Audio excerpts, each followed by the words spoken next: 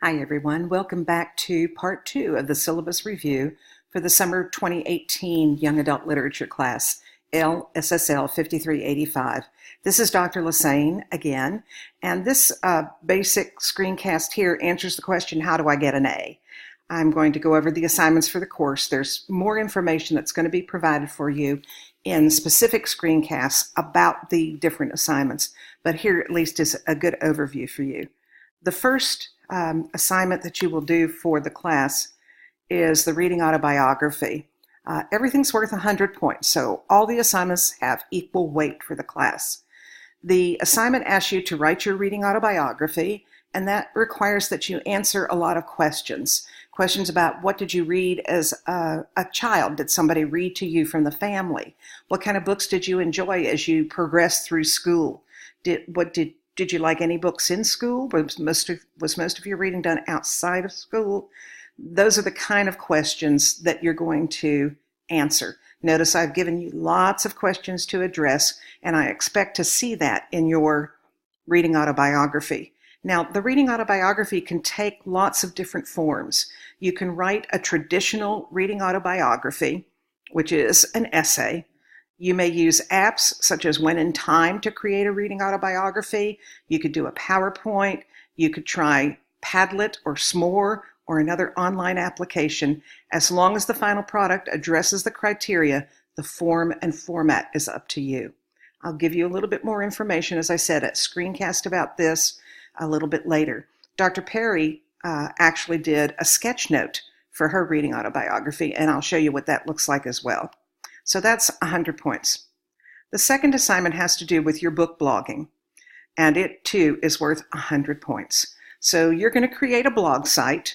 If you already have one for another course like 5360, you can use it and just add this to it. Make sure that this is a separate section, and then when you give me the URL, that it takes me to that particular section I need to look at.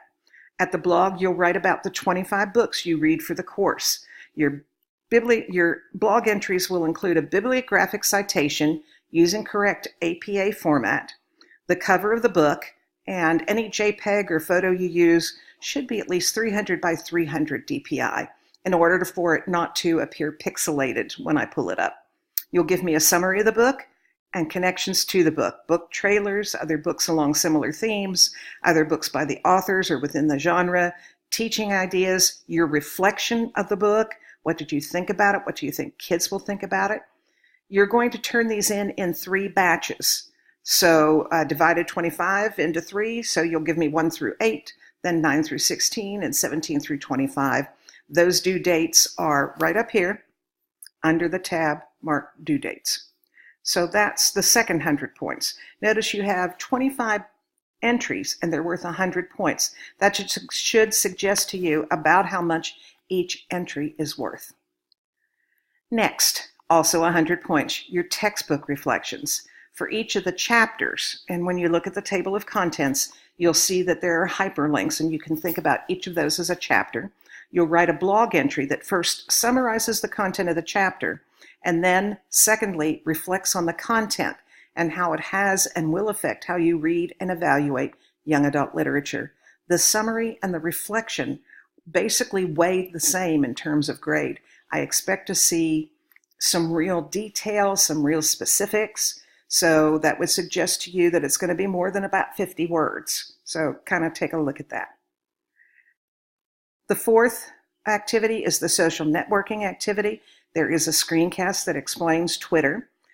You're going to follow members of the Library Science Department, me, and Dr. Perry, and 5 other people. There's a Twitter starter pack that will help you do that.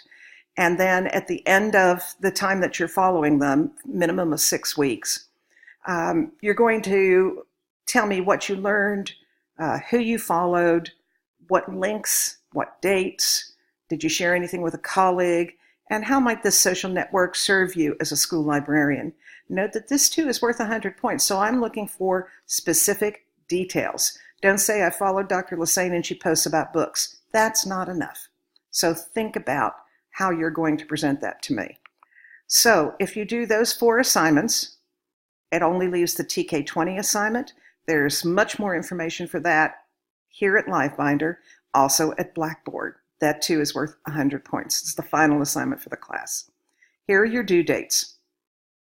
The reading autobiography is June 4th. That's pretty quick in the semester, but it's also, I think, one that you need to do quickly, do easily.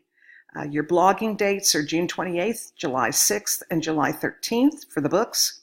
Your social network is due July 30th.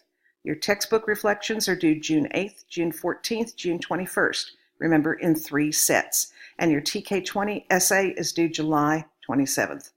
If you follow the directions, if you do these assignments, you can miss some points here and there and still get an A. So here's the grading scale.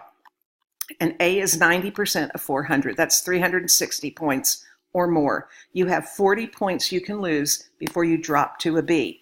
So don't tell me you only missed an A by 1 point. You missed it by 41 points. Keep that in mind. Your B is 320 through 359. Your C is 280 through 319. And anything below 319 is an F. So keep that in mind. There are expectations in here. They include technology, that you're able to use it all, that you know what APA style looks like, that you check your email, that you complete the assignments. Class attendance has nothing whatsoever to do with this course, that you complete everything on Blackboard. So you can read these again. This is something that is required by the state and by the College of Education, so it's all in here. Finally, in here, your TK20 assignment information. You can read through this at your leisure. These are the requirements that it meets. And then finally, there's a bibliography for the course. So I hope that this makes it a little bit easier for you to digest all the information in the syllabus and to get started on the first assignment. Good luck.